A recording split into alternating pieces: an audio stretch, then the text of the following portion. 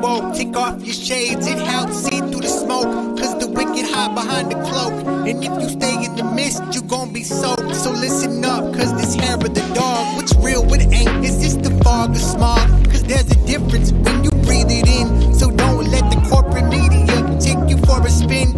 This that morning show, they put you in the know. So I hope that you ready, cause all we do is go, go, go. Yeah, come get your info, you gon' be like, whoa. Hair of the dog, we bout that, ayy. We in the zone, we out here, yeah. Spitting the facts. Good morning, everyone. Welcome to Hair of the Dog. I'm Andy Kennedy. It is Monday, December 21st. Happy winter solstice. Tonight we have a pretty important show. We're going to get into the messaging that's currently happening with the AOC, Jimmy Dore, back and forth that's happening, and how people think we should proceed with progressive messaging, progressive policy, and that's got pretty much everybody tribalized on the left. So I think that's an important conversation we have to have. And we're also going to talk about the other side of the spectrum and how it resembles a bunch of rats that are trying to get off the ship as it goes down.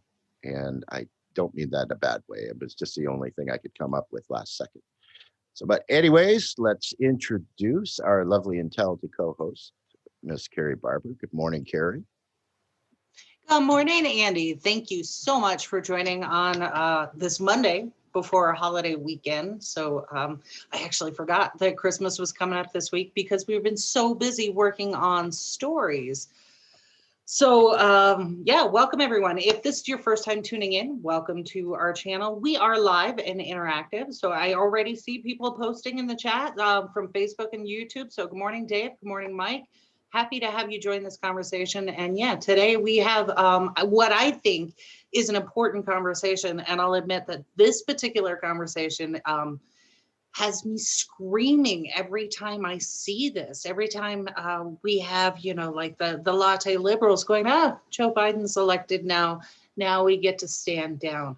No, not at all. And that's what I wanted to talk about in context with this Jimmy Dore AOC Medicare for All thing, because I think if you understand where we are, that argument takes on new meaning. So I really want to get into it because we got a lot to talk about. So Andy, would you be so kind as to cue up the first video? This is Beau of the Fifth Column, an excerpt from one of his recent shows. I love the work he does. He has a very measured way of speaking to people and his message gets through.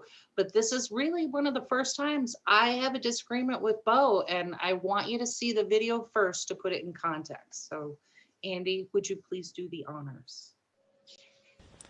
Well, howdy there, Internet people. It's Beau again. So today, we're going to talk about all of these Republicans having a change of heart all of a sudden, jumping ship on Trump. And a message from one of you, and a homework assignment. So it seems like as soon as the electors cast their vote, Republicans, well, they all saw the light.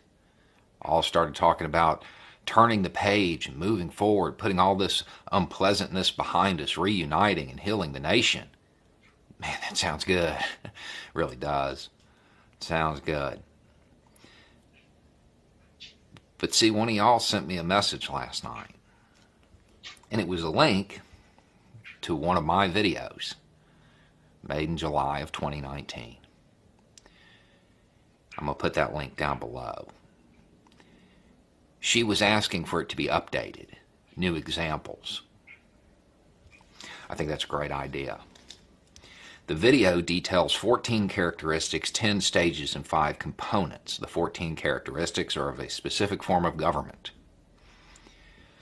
I beg you to watch that video and do what she asks. Add your own examples. Year and a half later, add your own examples in the comments. Kind of flesh the video out. update it. And as you do it, acknowledge how close we came. And then acknowledge the only reason they are jumping ship is because the 14th characteristic failed. They lost. Had they succeeded, had Trump pulled it off, they'd still be supporting him. We'd still be on that path.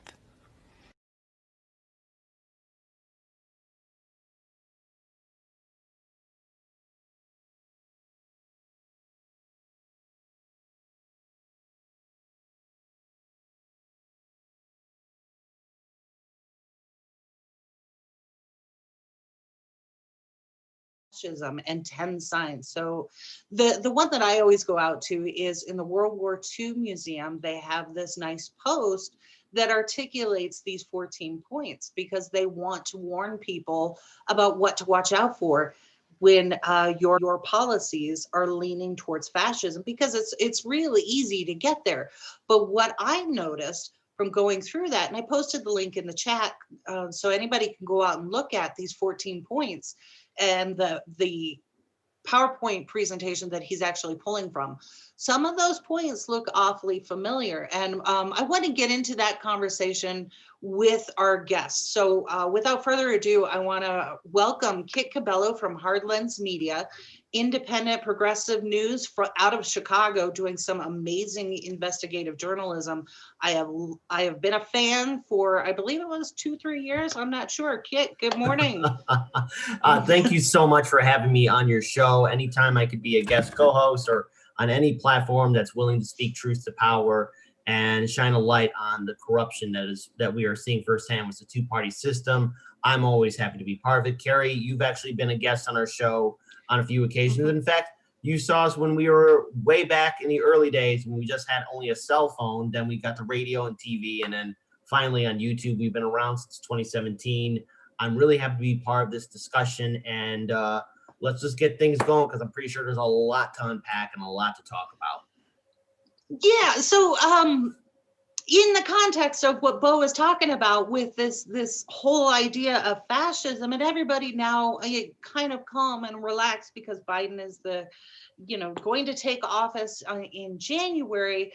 There are some things that I think we need to pay attention to. For example, of those 14 things on that list is a society and policy that approves of torture.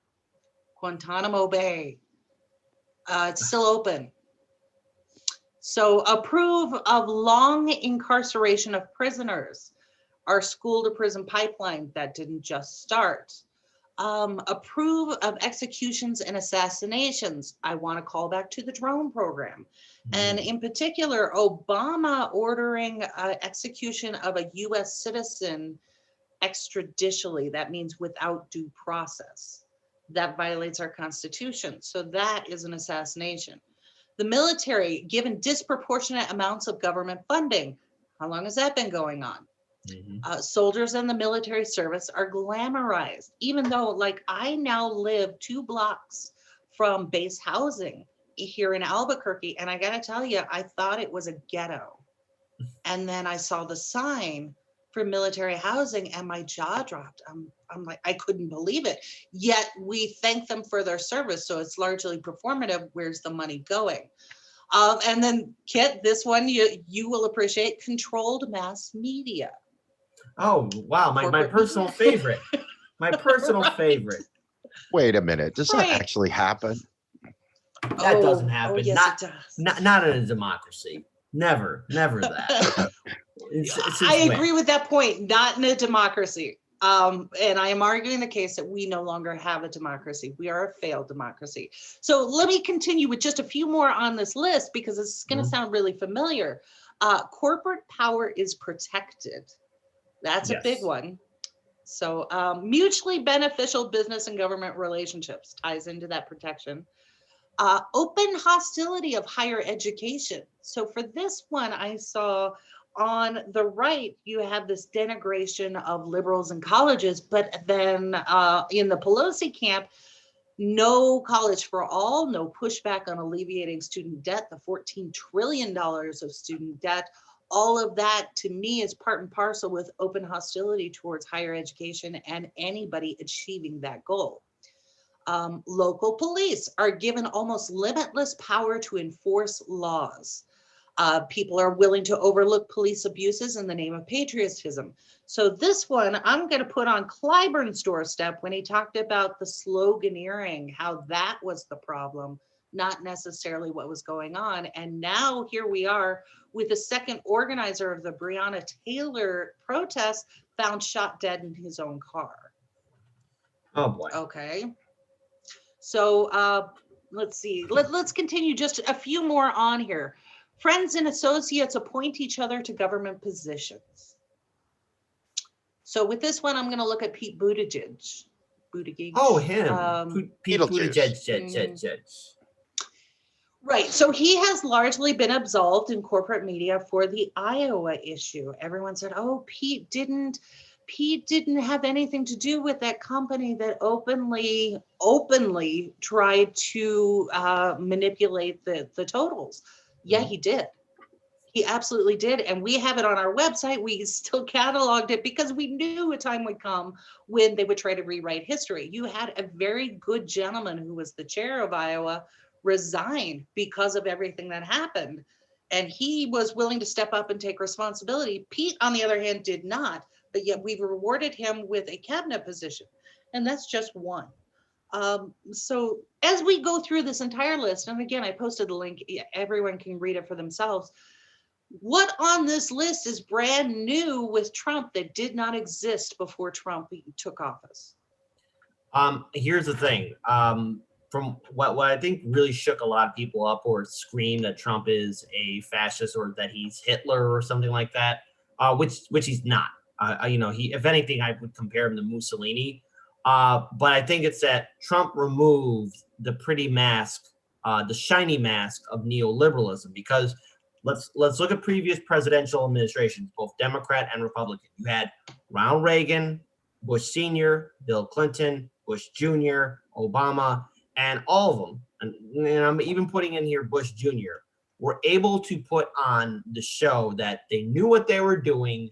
They wanted to put on the facade that they actually cared about the laws of the land. But as soon as they created the system, they never really expected somebody like Trump to come along who just made everything ugly. He just intensified things just a little bit more, just to basically show people, hey, here is our system. Here's how messed up it is. And here's why somebody like Trump should not be in office at all, because you have these quote unquote competent, eloquent talking individuals. I'm including Bush Jr. for whatever his limited capabilities are, for just saying, well, they made this and they gave it to a madman and a guy who's clearly incompetent.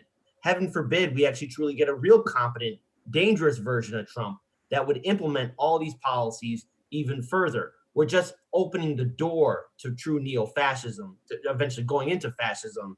We really have to thank the Democratic Party and Republican Party for convincing us, and also the corporate media for convincing us that we live in a democracy, all the while we never once challenged any of the policy decisions, because let's face it, politics in this country is boring to a lot of Americans, and we glaze over, and we have effectively ignored really just how screwed up our system is. We managed to make bribery legal in this country, and it only favors the top 1%.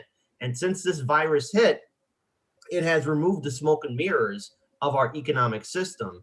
And Donald Trump, look, for all his failures, if anything, he was very transparent. He showed us just how horrible all these previous policies have been, and why we really effectively need now to hold these politicians, all of them in the Senate and House, accountable for their actions. So Trump just basically showed everyone. I think everyone was just shocked. And now that Biden's in office, I think everyone's ready to go back to brunch. But this isn't over, because again, Trump isn't going to be prosecuted. Just like Trump never locked up Hillary Clinton, just like how Obama didn't hold the Bush administration or Bush and Cheney administration accountable. It's all one big club, and you ain't in it, and everyone's going to go back to sleep. So if we see Trump run again in 2024, or somebody worse than Trump, I'm just going to kind of glaze over like, well, Why did we elect another neoliberal Democrat into office? I thought he was going to change anything. Oh, wait, but he wasn't, because nothing's going to fundamentally change. Biden said that. Well, yeah, that is a direct quote from Biden. So my question is, going back to what Beau was saying about how easy it is, and all the Republicans who are jumping ship now, where are they jumping ship to? And that was the part that was alarming to me, because I saw it in Illinois. Anyone who says that Illinois is a blue state is fundamentally misunderstanding how politics works in that particular and state. colorblind. That's exactly right. So what happens is, even in my own county that was very red, everyone would joke about, well, I'm going to run as a Republican because that's the only way you can get elected. Likewise, what we're seeing is all of these openly fascist supporters jumping ship from the Republican Party into the Democratic Party. Now, I'm not saying that that's a complete truth for every one of them. Some of them, like the representative out of Michigan, opted to go as independent. But what I'm seeing and have seen, I posted a link to this, all of the party members over the last decade who switched to Democrat. So I don't think credibly we can argue that Joe Manchin is actually a Democrat if we compare what he votes for based on what the party says they stand for in their own platform. So, Kit, my question to you is, are we at an increased risk with this vote blue no matter who, and the way that the corporate media, handles glossing over policy in favor of ideology or, outward appearance? For example, in Biden's own cabinet, we rarely see what the person stands for, but what we do hear over and over again is what their color is, what their gender is, what their sexual orientation is. Does any of that really have any bearing on policy? And is that setting us up for more risk down the road? We are being set up for more risk down the road, because again, let's look at Biden's administration. Okay, congratulations. It's very diverse. You have people of the LGBTQ community there. You have old and young. You have people of all different colors and faiths. But what do they all have in common? They're fans of corporations. They have ties to Wall Street, banks, corporations, the political slime that is Washington, D.C., that little swamp bubble that is there where all the corruption is running rampant. We are setting ourselves up for big failure, because remember, the Biden administration said nothing's going to fundamentally change. So what does this mean? I don't know, potentially 4 more years of austerity policies, when 30 to 40 million Americans are at risk of being evicted from their homes, when you have 300 plus Americans dead from this virus, plus 14 million plus who are testing positive. We don't know how bad this is going to get. We're entering into an economic depression. I'm tired of the word recession. Call it what it is. It's a depression. Wall Street is enjoying the gains in the stock market. The working class citizen hasn't. Our wages are being cut. More and more places are being shut down. And again, when you make people desperate, they will go to a demagogue like Trump. But it doesn't have to be this way. We could actually have progressives and independents actually run for office, actually get into office. But oh, wait, the Democrats keep on shooting them down. So if we can't have a Bernie Sanders or any other kind of progressive that might go further than Bernie or any, because at this point, Bernie's time is done. It's up for people, and people can't get someone that's going to represent them on fighting for livable wages, healthcare, UBI, and so much more. We will get somebody like Donald Trump. Take, for example, you mentioned Pete Buttigieg. Well, let's look at Pete Buttigieg and his time as mayor of South Bend, Indiana. You could not get a sit-down meeting with Pete Buttigieg when because his donors controlled it. You had to sit down with his donors to first speak to Pete. You had to talk to his owners, to be more precise. You had to talk to his owners who give him money. Then on top of that too, he turned a blind eye to police corruption and police brutality in South Bend, Indiana. And then finally, because I keep on going on and on and on, South Bend, Indiana, the African-American population that lived in that city. A lot of those homes and communities were demolished and gentrified. People were displaced by Pete Buttigieg. You would think a Republican was doing all this. You would think it was a Republican mayor. But no, it's a Democrat mayor. It's a Democrat mayor that's doing this. And when during the there was a shooting in South Bend, a police officer killed a black man in South Bend, Indiana.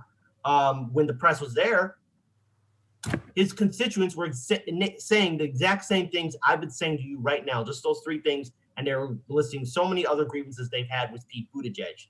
So we are inviting ourselves to a bigger risk for somebody worse than Trump, or Trump to run again in 2024. And let's not forget, too, we got a midterm that's coming up. If the Democrats can't do anything or lay down any real functioning groundwork in 2021, it will be a slaughter in 2022. And this whole vote blue no matter who thing, let's look at some Democrats. You got your blue dog Democrats. Take, for example, Dan Lipinski, for example, who was supported by the DCCC. The DCCC made it their policy to support incumbents. Dan Lipinski, a Democrat, part of the Matic machine, voted 95% of the time with the Republicans in the United States Congress. He was a diehard Republican, but yet he was a Democrat supported by the DCCC.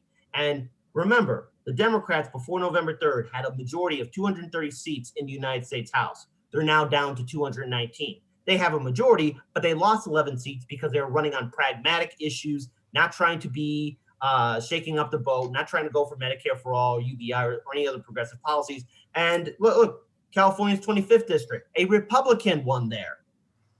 Yeah. And so this is a powder keg that's waiting to blow up if the Democrats don't do anything. But looking at the Democrats right now and Biden's administration picks, it looks like we're going to be returning right back to the same conversation where, oh no, you got to vote for the lesser of two evils. But here's the thing, lesser of two evils, you're still voting for evil. I mean, at least with Trump, you knew where he stood with you. He didn't pretend to like you. I'm not saying Trump's a good person, because he's not, but at least you knew where you stood with the guy. With Biden and the Democrats, they put on this smile and pretend that they care when in fact they don't. You have people like Nancy, who's been in power for 40 plus years. If she gave a damn, if she had imagination, we would have been having Medicare for all already. We would have done something to help working class citizens, but they chose not to, and they still choose not to. Okay, so let's talk about Medicare for all, because we had Andy and I had our guest on last week, Friday, Sal, a young Twitch streamer who reminded us old folks that she had a video. Nancy Pelosi had a video 30 years ago talking about universal health care, telling us then that we needed to wait and be patient. And it kind of blew my mind, because how long have we been waiting? I focus on ACA as the incremental approach that it was sold for, and that was 10 years ago. But before we get into all of that, I do want to, Andy, the next video, let's go to the next video. And this is actually, I pulled this off of HardLens Media. This was you and Dan Lupiker, which, hi, Dan, how are you? We got to have Dan on too. You guys did the segment on the Jimmy Dore and Cenk Uygur versus Anna and Medicare for All. You weighed in on this, and there were some points that you made that I wanted to pull forward in this conversation to get to not only what we should expect for progressives, but how do we move forward in this entire conversation? Because we know what we're up against. We've seen it. So, Andy, can you play that video real quick, please? Well, I'm going to call my congressional representative. I'll call mine. And they're both from Illinois. We are going to participate, and I believe in Jimmy Dore's message. HardLens Media stands with Jimmy Dore, and we are done being polite. We're done being nice. We're done saying, please, please, please. No. I've seen enough begging. Driving to the studio is a high point of my time, of my day, because it took a lot of work to get here. What brings me down is seeing the ever-growing business being shut down. More people out on the streets. It's becoming a very real reality that no one can hide from, and this is a nationwide problem. To the progressive leaders in Congress, Chuy Garcia, Maureen Newman, AOC, Ilhan Omar, all of you, please withhold your vote. There's a lot to be said about those who are invited in to circles of power, whether it's meeting with a congressional representative, senator, or president. Yeah, or becoming one. The people, all of you watching, have more power than you realize.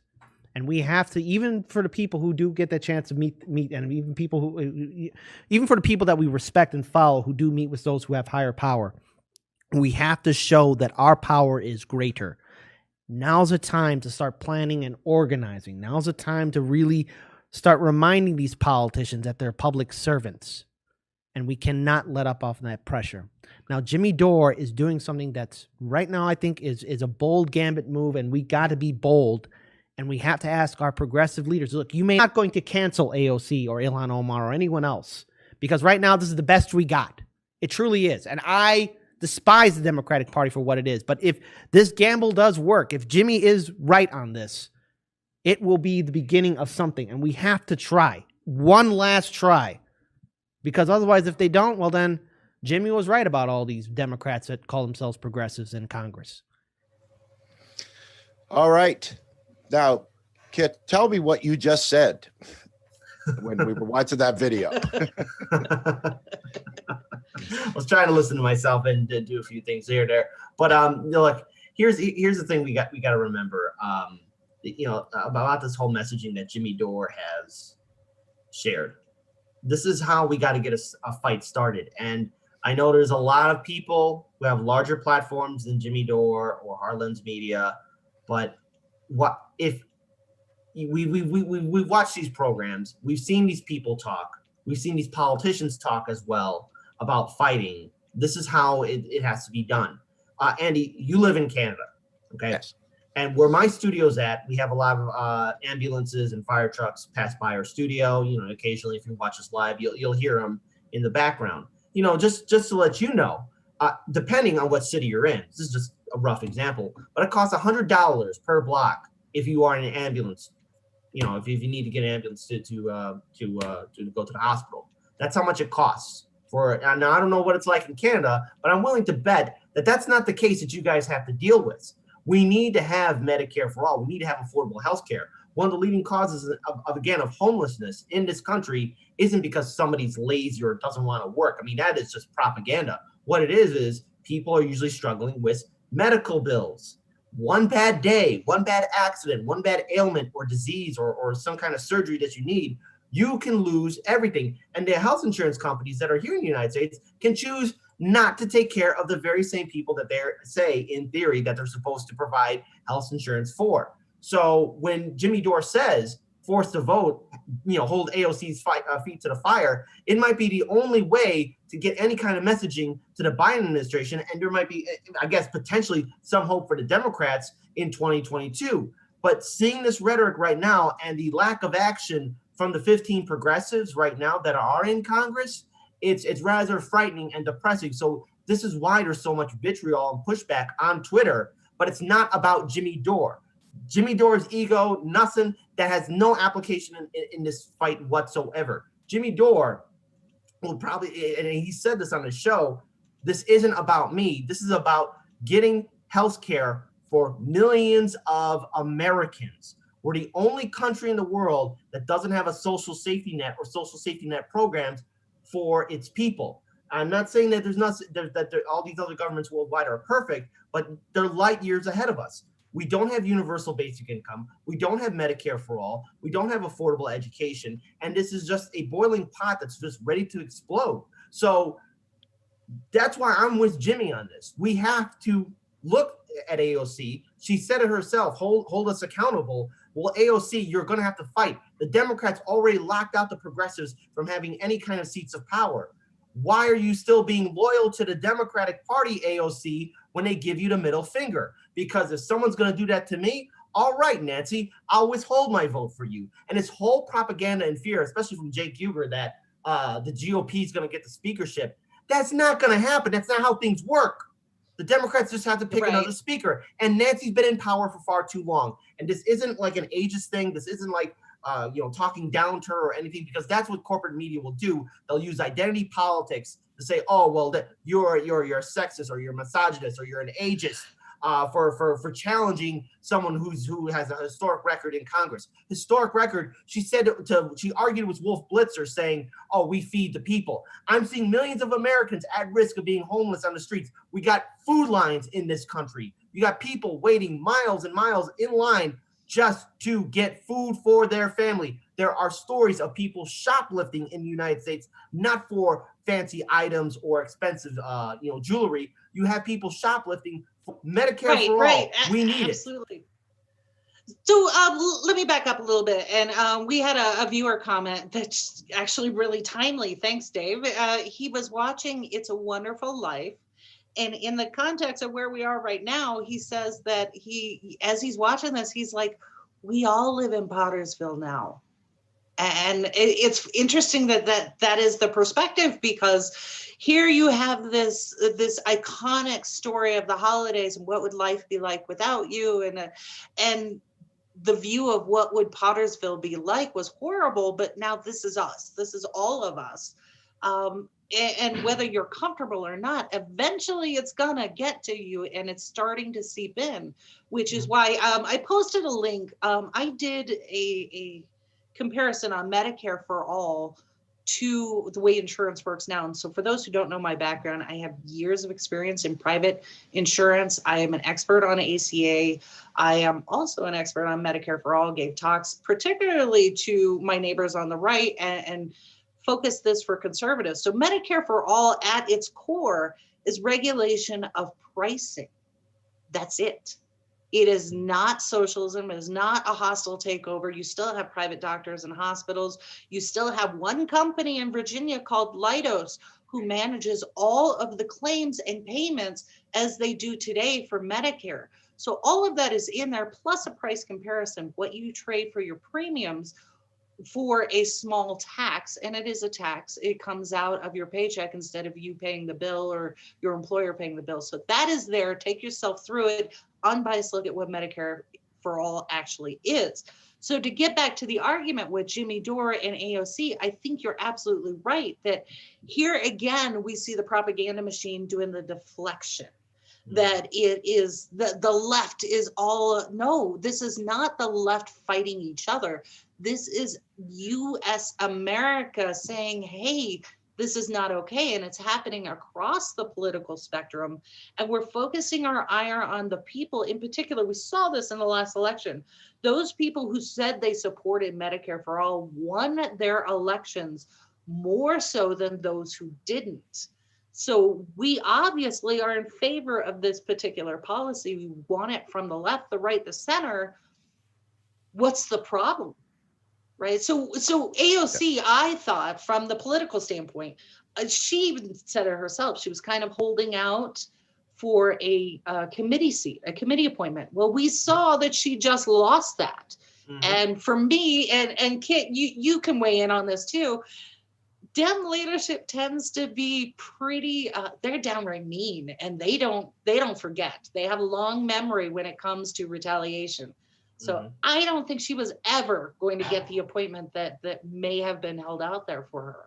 All of that was performative. Every single bit of it was performative. All of that, push him left. We can push him left. You just got to wait, got to elect him. You got to vote for him. So, because he's going to be a legacy president. He's going to want to do things for the good of the people because this is the end of the road for him, right? Like, first of all, I just wanted to say it's funny that you brought up the It's a Wonderful Life movie because a buddy of mine, Scott Ferguson in Tampa, tweeted yesterday that every time I think it's something effective, every time a Democratic politician talks about austerity, a neoliberal gets his wings.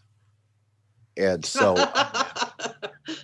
but like another conversation that I had not too long ago with Robert Hockett, Professor Robert Hockett of Cornell Law, who was on staff with Bernie and Liz Warren and AOC during the election cycle and even previously to that, right? He shared something that I really didn't know very much about, and being Canadian, obviously, that there's some gaps in my knowledge about how American politics works. But he said that the whole way that things went down in 15 and 16, when we're trying to understand why Liz Warren didn't back Bernie, instead he backed she backed Hillary and all that. His take was that the Clinton machine in American politics was so powerful, And people were so afraid of it that you didn't dare cross it, even if you considered yourself to be a progressive and you had the backing of the people, right? Which I found very telling, because all we've seen is the progressives in government just kind of sitting there thinking, oh, what are they going to let me have? Am I going to get a nice job? Are we going to get some nice policies? Clearly, that's never going to happen. It's just going to go and go and go. And all AOC would have to do right now is say, yes, clearly the people want this. We're withholding our vote. Then they've got 70% of the population automatically backing her just because of that, right? That's where her power comes. She can't get people in government. The neoliberal democratic centrists are not ever going to be her allies, right? She goes against everything that they've tried to build up for the last 5 decades, right? They chose Trump over Sanders, right? In the election cycle, right? You don't sit there and think that Santa Claus is going to fill your stocking with neoliberal gifts. It's not going to happen. What you've got to do is you've got to take a stand. You've got to get the backing of the people behind you. And then together we go forward and we all make the change. Right. I agree right. completely. I want to get to some comments. Sorry, Kit. I want to get to some comments coming in from our YouTube channel. And this is from E. Heller. E. Heller makes 2 points that I think go together very well. First is the relief bill, which apparently now we're back to $600. Way to go. The relief bill may be particularly bad because each side of the duopoly wants to blame the other side in some warped theory that it will help them win Georgia. And they're saying that Ossoff is already tweeting on this, right? So they're using this, it's the election of a lifetime. And then Eller also says Pelosi thinks she helped Biden win by denying relief checks. So it's the same flawed strategy. So to your point, Kit, about she is no longer able to navigate the playing field where we are today. She has no imagination, in my opinion. Agreed. And then I wanted to get to this point, and I believe that I shared this with you, but it actually wasn't Jimmy Dore's idea to withhold a vote for Pelosi for Speaker of the House. This actually came out early in November from centrist corporate neoliberal Democrats who sent a letter to Pelosi pledging not to vote for her. And initially they didn't outline what their demands were in the letter, which I posted a link to. But then later on, they were talking about negotiating policy behind the scenes. So all of this was happening behind the scenes in November by 16 corporate Dems, but nobody's talking about their audacity to use their power and influence. Instead, we're talking about, and we're funneling it, I think, unfairly to AOC because, where you live, I want to call out Brad Schneider in the 10th district. He sits on the Ways and Means Committee, and he was the one who blocked Medicare for all in committee, knowing full well that his own wife is profiting from healthcare stocks and shares, right? So it's not just AOC, but like you said, you've got Marie Newman, you've got Chuy Garcia, you've got all of these people in Illinois that you can approach. And in your own video, you said you were going to call Marie Newman. So did you call Marie? Yes, I'm going to be working on it again today as well, just to get the whole idea of, okay, well, what are you going to do for Medicare for all? Because, we got to continue this conversation. And, right after this thing, I'm just going to call that office again and see, what we can do to, or at least get more info of, hey, because I did get a voicemail, I think. And, I just wanted to make sure that, that actually we were going to get some pushback. I think a lot of people tend to forget in Congress, or at least looking at Congress, and that is it's owned by a lot of Wall Street executives. So when centrist Democrats, do that to Nancy, it's okay because it's behind the scenes. corporate media won't respond to it. Corporate media right now is still enjoying its euphoria that Trump is gone, and they got this whole new wave of people coming in. They want to make everything look nice, and they don't want to rock the boat. And if they show progressives rocking the boat, then we're going to see all the old Bernie bro propaganda, tearing down progressives. But progressives, if they want to, they can fight.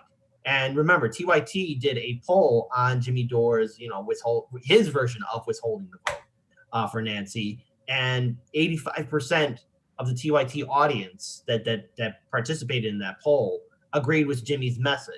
We got to do this. I mean, if the centrist Democrats can do it, so can we. And the progressive Democrats that are in Congress, if they're, if they keep on getting ignored or keep on behaving, they're never going to get their foot in. We're never going to get Medicare for all. We're never going to get anything done, and more people are still going to suffer. $600, even in the stimulus bill that's being presented to us. It's really shocking that Trump did more for us with that $1,200 than the Democrats are doing, and they want to do the blame game back and forth. It doesn't matter who wins in Georgia. At the end of the day, it's going to be the 1% that's going to win, because you got two centrist Democrats going up against two neoconservative Republicans. What's the difference? Team red, team blue, it's all going to be the same. And there's this whole big fear that, nothing's going to get done. Nothing's going to happen. Well, the Democrats are choosing not to do this. The Democrats are choosing not to fight. And if the progressives are going to choose not to fight, well, then why are they in office in the first place? AOC ran on this whole message that we have to fight back. This is how it is. Yeah. And we have to tell the progressives, including AOC, that it's okay to stand up against Mama Bear. But I think for a lot of Americans, it's rather shocking, or some people might be taken aback because, everyone's thinking, now Trump's gone, everything's going to be fine. No, the problem is still here. The system that made Trump is still moving along. Trump is a rash. It's indicating something's wrong with the political system. And if AOC and those other 14 Democrats don't step up now to call for withholding the vote, well, all right, we are back in trouble all over again. Yeah, well, 100%. I want to expand 100%. this. Right. I'm sorry, Kerri. Just wanted to jump in there that it's 100. That's 100% correct. You're just looking at this because you've already heard Biden say, right, that in the tapes that were just recently released, that he doesn't even believe in executive orders, right? He's already given up that Mitch McConnell's not going to let him do anything. He's admitting that we're going to have 4 years of nothing, of status quo, no changes, no significant changes for everything during a pandemic. That's insane. Yeah. Sorry, Kerri, go ahead. It is. No, you're fine. And I think this is such an important topic where we're going to talk over each other, and that's totally cool. But one of the points I want to make, Kate, you mentioned the 14 progressives. I was talking to you before we started the show. There are over 100 in the Progressive Caucus, 100 who have stepped up and said, I am a progressive, and some of them we know really aren't. So to me, that looks like an attempt at co-opting that entire caucus.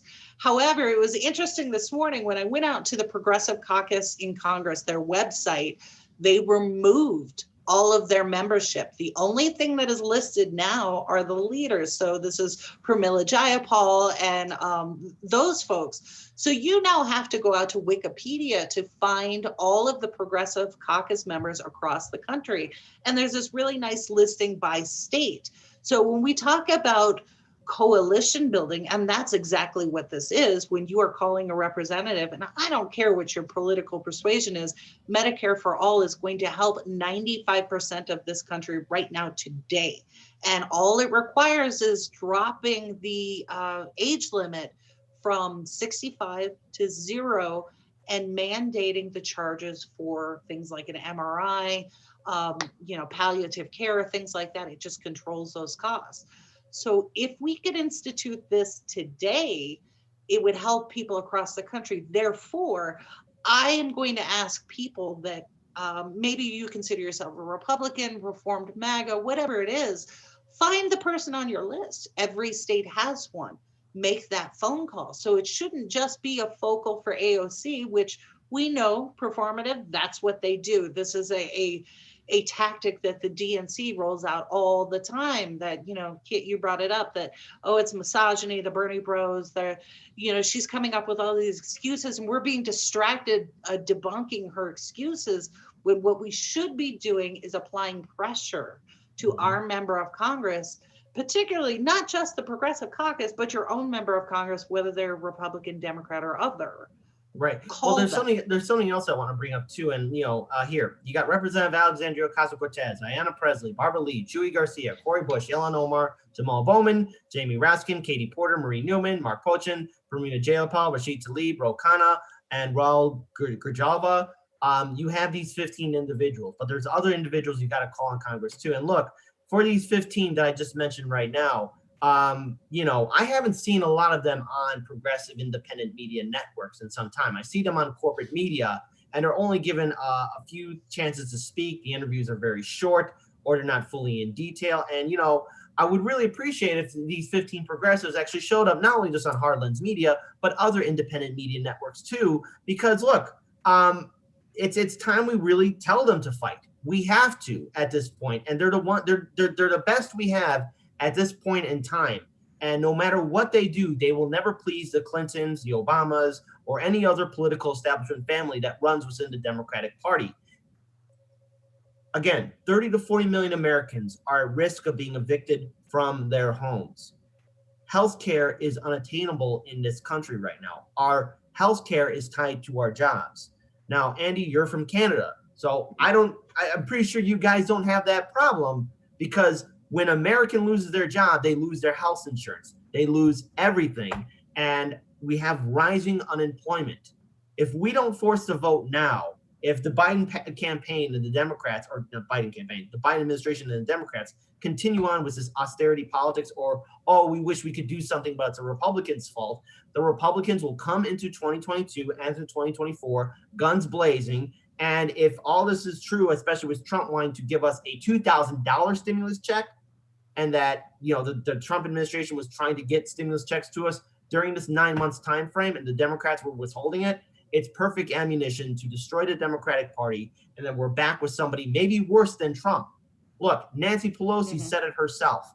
I withheld the stimulus checks to hurt Trump. Trump didn't get hurt by that. Nothing. He doesn't care about that. Yeah, he wanted to give us more stimulus checks with his name on it, but at the end of the day, I really couldn't care if his name was on the check or not. Americans needed that stimulus check. American families were the ones that got hurt by Nancy Pelosi and her pride and her ego.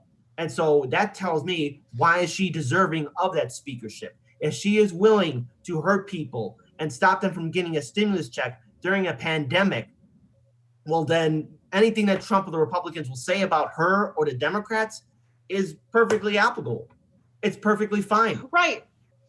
And I remember that there was a time during the last few months of his run where he was literally considering taking Medicare for all and rebranding it as Trump Care. And I went on record and said, absolutely, I would sign up for it in a minute.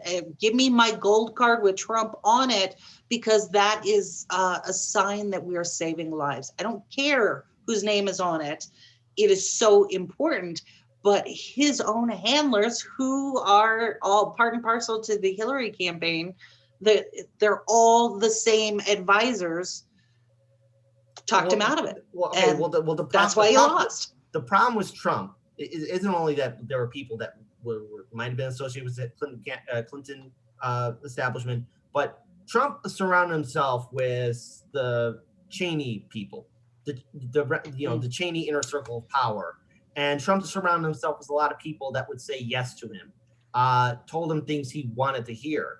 But occasionally here and there, Trump had some moments of clarity where he did say, isn't it affordable? Isn't it cheaper that we do something about Medicare for all? But then his inner circle, this was especially early on in his administration, told him, no, it's a bad idea. And he listened to it. He walked away. There were very few golden opportunities to where maybe Trump could have done something.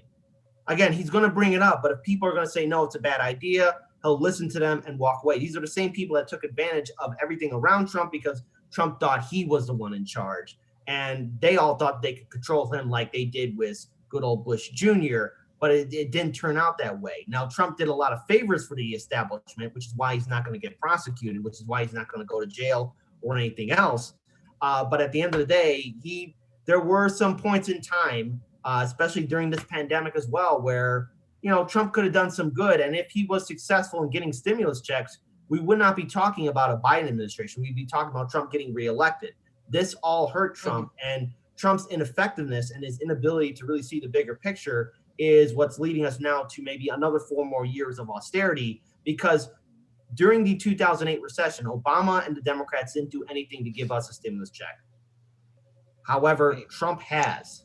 And if he has done more for working class citizens, and it's actually going on the record of saying, I want the stimulus to be more, I wanted to do more stimulus checks, Americans are going to remember that, especially the 30 and 40 million that are going to be evicted by January 2nd if this all follows through, because it's depressing to think that this is where we're at, and corporate media allows this. But this corporate media that we have that's presenting us with information, they're not going to challenge somebody like Biden because they want to have access to these people, to this diverse administration, so that they can make people feel good and fall asleep. But how are people going to feel good and fall asleep when their heat is off, when their power is off, when their kids are starving, when they can't afford to buy medicine, when finally, like, they literally are bankrupt and we are all in debt?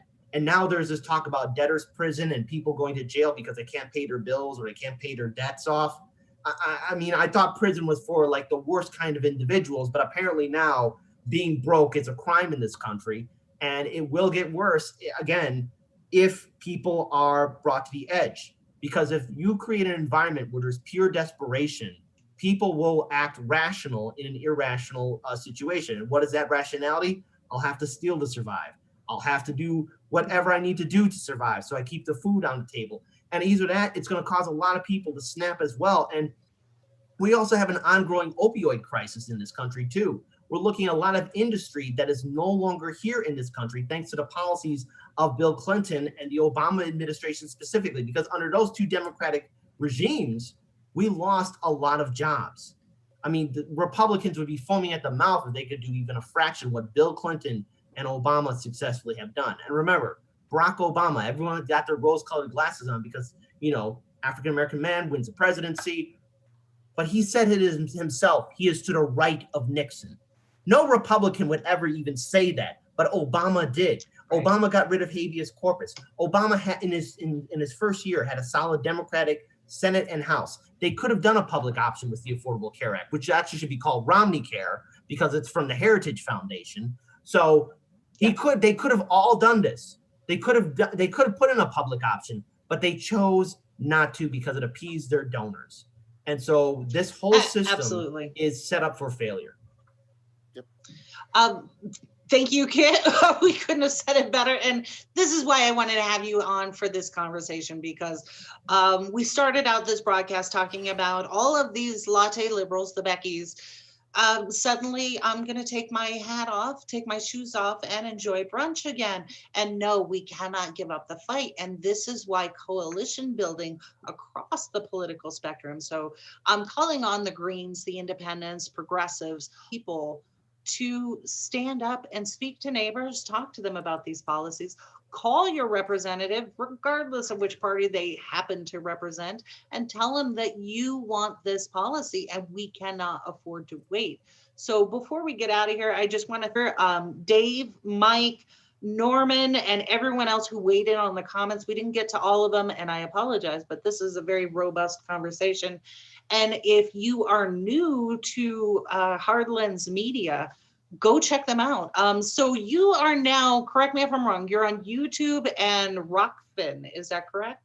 Yes. So let me explain to a lot of our viewers what's going on with HardLens Media. So some time ago, we were shadow banned between March and August, which the YouTube censorship is very real.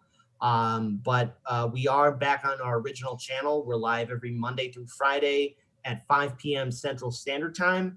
And, you know, it's been an outstanding show. I'm really happy with how far we have grown as a network.